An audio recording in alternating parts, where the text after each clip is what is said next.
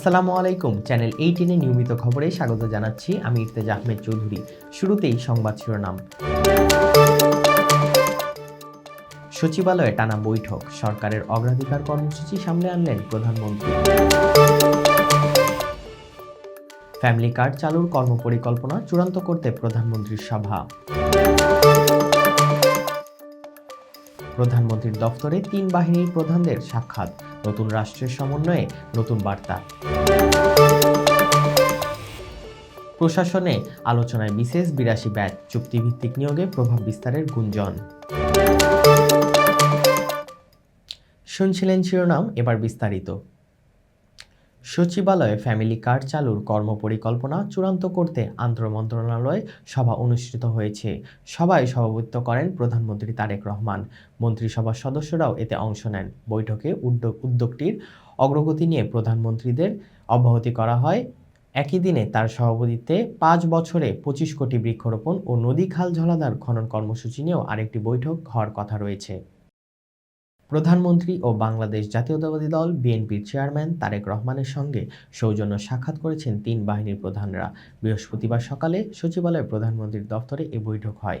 সেনাবাহিনী, নৌবাহিনী ও বিমান বাহিনীর প্রধানরা এতে অংশ নেন। বৈঠকে প্রধানমন্ত্রীর উপদেষ্টা brigadier general doctor AKM. Shamsul ইসলামও উপস্থিত ছিলেন। এদিন সচিবালয়ে দ্বিতীয় দিন অফিস করেন প্রধানমন্ত্রী। শিক্ষার্থীদের ক্লাসমুখী করা, জাতীয় কারিকুলাম পুনর্বিবেচনা এবং কারিগরি শিক্ষায় জোর, এই 3 অগ্রাধিকার ঘোষণা করেছেন শিক্ষামন্ত্রী আ.ন.ম এহসানুল হক মিলন। সচিবালয়ে এক ব্রিফিংয়ে তিনি বলেন, শিক্ষা খাতে স্বচ্ছতা ও জবাবদিহি নিশ্চিত করতে হবে এবং দুর্নীতির বিরুদ্ধে কঠোর অবস্থান নেওয়া হবে। এ সময় প্রতিমন্ত্রী ববি হাজ্জাজ ও সংশ্লিষ্ট কর্মকর্তারা উপস্থিত ছিলেন।